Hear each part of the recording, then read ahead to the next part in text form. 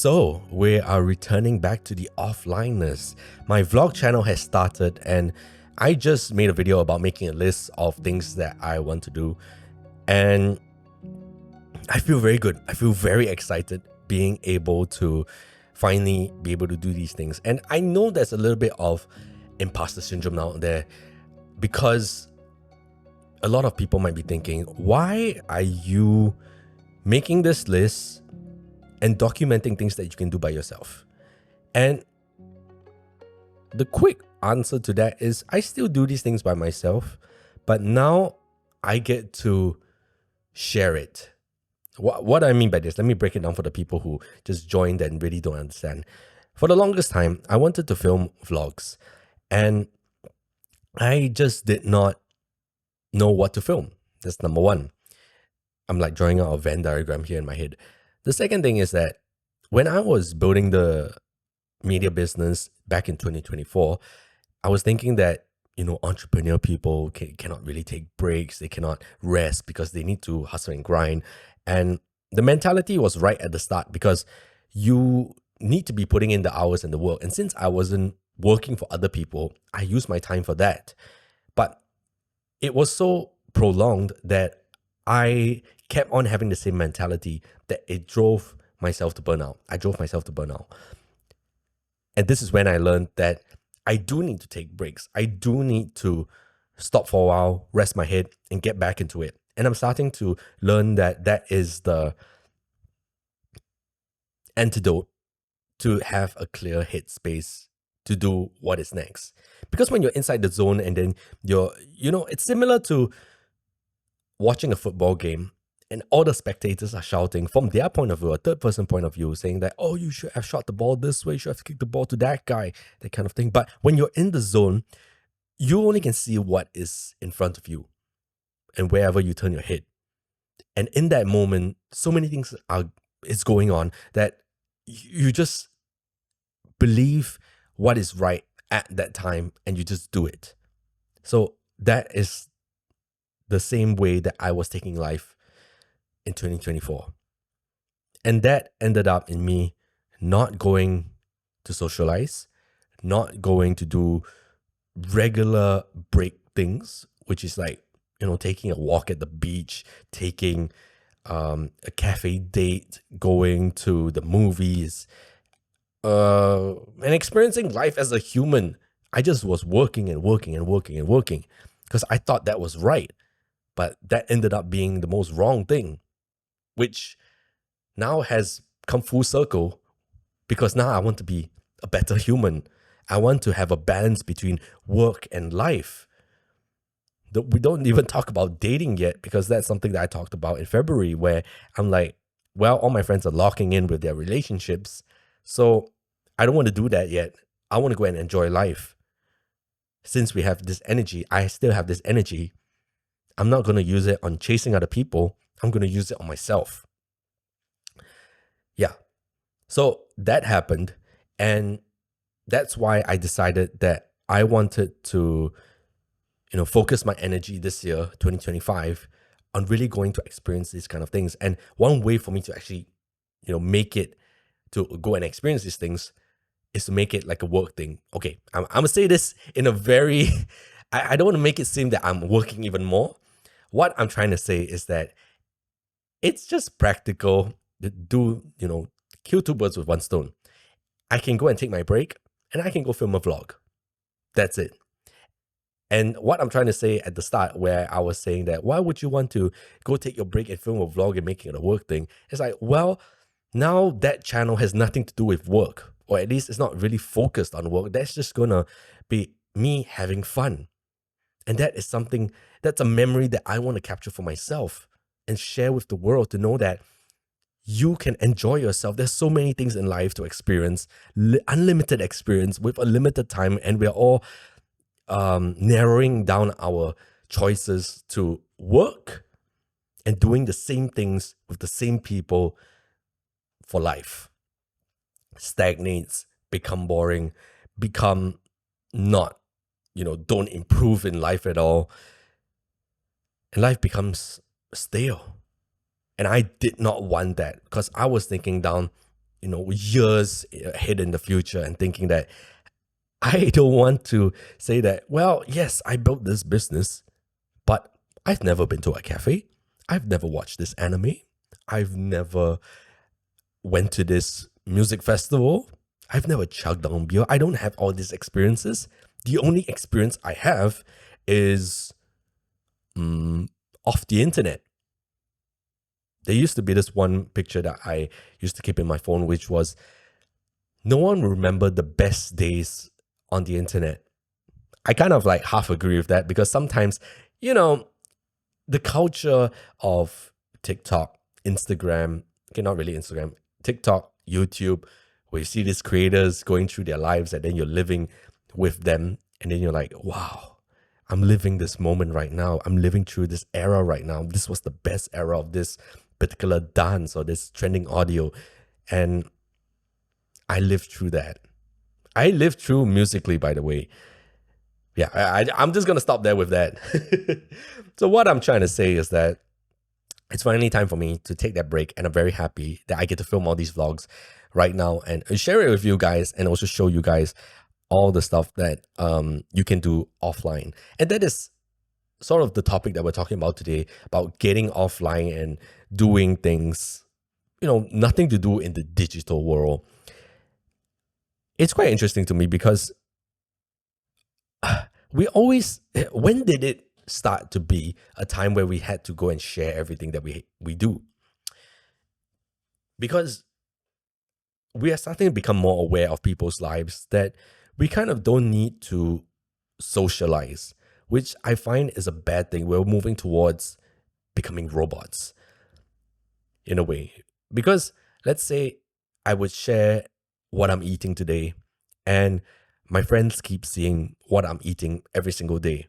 They won't need to come and find me to talk to me about, it's been a while, have not seen you.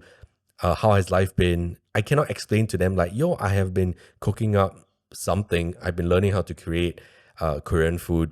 I've been learning how to cook Indonesian food. I can't share this anymore with them in real life because I've already shared it online. Our privacy is all gone. Like, what happened to that? Every experience that we experience offline suddenly becomes an online thing, and it becomes like likes and shares and algorithm stuff. Nothing to do with real life anymore. A lot of us are losing out on this experience of just keeping things to ourselves, of just, enjoying outdoors. There's a lot of things I share online, but there are stuff that I don't too, because there are certain hobbies that I like to keep to myself because it is, I wouldn't say it's sacred to me, but I don't want the pressure of living up to other people's expectations. We can always talk about like, you don't have to, you live for yourself. You don't have to care what people think. It's like, it's not about that. It's about me and my crochet. I don't really crochet. Oh, that's something I want to try. I should add that to my list. But just think of it. Me and my crocheting thing that I do for myself because I feel very relieved when I just sit there and crochet in silence. Something like that. Some of my hobbies are like that. Yeah. So I do have stuff that I do offline, which I don't share with the world. And I feel very good with it. I think I'll just give you a quick example just in case someone is a bit confused, like, oh, what's he talking about? Well, I like to sit around in parks and do completely nothing. What's the word for it? Forest bathing. I don't know if I'm doing it right, but I know that I'm walking for hours in the same vicinity of trees and staring at plants. People think that, that's very boring. It's not. I don't need to explain it to you. It's something that is fun for me. And I feel very relieved because it allows me to come back to my real life to go fast again. So when I enjoy everything that's slow, outdoors, which has nothing to do with the internet, I feel I'm more inspired. I feel more human. I feel that I have a feeling that I cannot get off the internet. So yeah, if you want to search up forests, just go to Google and just search up forests, and then you will look at green and you will get the same thing. Artificial thrills, artificial happiness, artificial dopamine that you get from looking at stuff online and thinking that's the real thing. What I'm afraid of that is in the future where